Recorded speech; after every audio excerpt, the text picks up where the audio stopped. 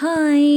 வெள்ளிக்கிழமை காலையில தான் எப்படி இருக்கு அப்படின்னா, காலையில எந்திரிச்சோனே இன்னும் கொஞ்ச நேரம் தூங்கலாமா அப்படின்ற மாரி தான் இருந்துச்சு. ஆனா, அதுவும் இவங்க இன்னைக்கு ஃபர்ஸ்ட் ஷிஃப்ட்டா, அதனால எப்படியும் எந்திரிச்சு தான் ஆகணும். நம்ம எதுவும் செஞ்சு தரப்போறது கிடையாது. இருந்தாலும் அவங்க கிளம்பினதுக்கப்புறம் நம்ம டோர் க்ளோஸ் பண்ணணும் இல்லையா? அதுக்காகவே எந்திரிச்சு தான் ஆகணும்.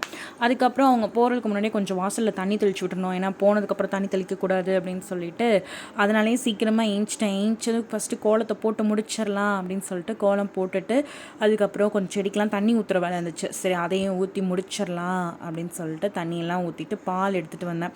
கொஞ்சம் பழைய பால் இருந்ததா, அதனால் நான் முன்னாடி டீ வச்சு குடிச்சிட்டேன். குடிச்சதுக்கப்புறமா சரி சமையல் வேலையை முடிச்சிடலாம் அப்படின்னு சொல்லிட்டு இன்றைக்கி வெள்ளிக்கிழமை தானே, வெள்ளிக்கிழமைனாலே என்னென்னா நம்ம வீட்டில் கண்டிப்பாக சாம்பார் இருக்கும், ஒரு காய் இருக்கும், ரசம் இருக்கும். பட் இன்றைக்கி ரசம் நான் வைக்கல. சாம்பார் காயோட நிப்பாட்டிக்கலாம், நாளைக்கு ஏதாவது பண்ணி கொடுத்துக்கலாம். ஏன்னா அவங்களுக்கு செகண்ட் ஷிஃப்ட்டு. ஸோ எப்படி நம்ம டிஃபன் பேக் பண்ணியே ஆகணும் அப்படிங்கும்போது நம்ம ஏதாவது செஞ்சு தான் தரணும். அதனால் இன்றைக்கி இதோடையே முடிச்சுக்கலாம் அப்படின்னு சொல்லிட்டு காலையில் டீயை குடித்து முடிச்சதுக்கப்புறமா கத்திரிக்காவும் முருங்காவும் போட்டு சாம்பார் வச்சு முடிச்சுட்டு அதுக்கப்புறம் முட்டைக்கோஸ் பொரியல் பண்ணிக்கலாம் அப்படின்னு நினச்சேன். உருளைக்கிழங்கு தான் பண்ணலாம். சாம்பாருக்கு மேக்ஸிமம் நான் உருளைக்கிழங்கு தான் பண்ணுவேன். ஆனால் நாளைக்கு கண்டிப்பாக ஏதோ ஃப்ரைட் ரைஸ் பண்ணி அவங்களுக்கு கொடுக்கும்போது உருளைக்கிழங்கு வறுத்து தான் கொடுக்கணும். அதனால் இன்றைக்கும் உருளைக்கிழங்கு நாளைக்கும் உருளைக்கிழங்கு அப்படின்ற மாதிரி ஆகிடுமா, சரி காயின்னு எடுத்தால் முட்டைக்கோஸ் மட்டும்தான் இருந்துச்சு. சரி அதையே போட்டு இன்றைக்கி பொரியல் பண்ணிடலாம் அப்படின்னு சொல்லிட்டு சாம்பாரும் பொரியலும் பண்ணி முடித்தேன். யாருக்கெல்லாம் கத்திரிக்காய் மாங்காய் முருங்காய்லாம் போட்டு சாம்பார் வச்சா பிடிக்கும் அப்படின்னு சொல்லி கமெண்ட் பண்ணுங்கள். ஏன்னா என்னோடய ஆல் டைம் ஃபேவரெட் வந்து கத்திரிக்காய் மாங்காய் முருங்காய் சாம்பார். இப்போ மாங்காய் கிடைக்கல, அதனால் மாங்காயை மட்டும் ஸ்கிப் பண்ணிவிட்டு நான் கத்திரிக்காவும் முருங்காவும் மட்டும் போட்டு சாம்பார் வச்சேன். அதுவும் வழக்கத்தை விட இன்றைக்கி சாம்பார் டேஸ்ட்டாகவே வந்துருந்துச்சு.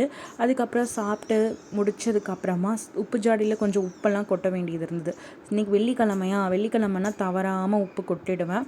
அதனால் ஜாடியில் எப்போதுமே உப்பு குறையாம பார்த்துக்கணும்பாங்களே, அதனால் உப்பெல்லாம் கொட்டி வச்சுட்டு அதுக்கப்புறம் கிச்சன் கவுண்டர் டாப் க்ளீன் பண்ணோம்ல. எப்போதுமே நம்ம கிச்சன் வேலையை முடிச்சுட்டு கிச்சனை பார்க்கும்போது நமக்கு ஐயோ அப்படின்னு கிறுகிறுன்னு சுற்றிட்டு வர மாதிரி இருக்கும். ஏன் அப்படின்னா அதில் எண்ணெய் தெளித்து கிடக்கிறது, பாத்திரம் தேய்க்காமல் கிடக்கிறது அப்படின்னு எப்படியோ அப்படி இப்படின்னு தான் கிடக்கும். அதெல்லாம் நம்ம க்ளீன் பண்ணி முடிச்சுட்டு வெளியில் வந்தால் தான் கிச்சனாக இருக்கும், நமக்கும் நிம்மதியாக இருக்கும்.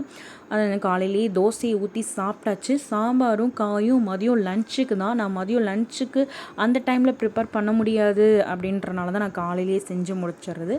அப்புறம் இதெல்லாம் செஞ்சு முடிச்சுட்டு எனக்கு கொஞ்சம் டயர்டாக இருந்தது. அப்புறம் நானும் பாப்பாவும் கொஞ்சம் நேரம் ரெஸ்ட் எடுத்தோம். அதுக்கப்புறம் மதியம் போல் இவங்க ஷிஃப்ட் முடிச்சுட்டு வந்ததுக்கப்புறம் நானும் சாப்பிட்டு இந்த டேவையும் ஒரு வழியாக சூப்பராக கம்ப்ளீட் பண்ணியாச்சு. இன்னொரு இன்ட்ரெஸ்டிங்கான வீடியோவில் பார்க்கலாம். அது வரைக்கும் பாய்.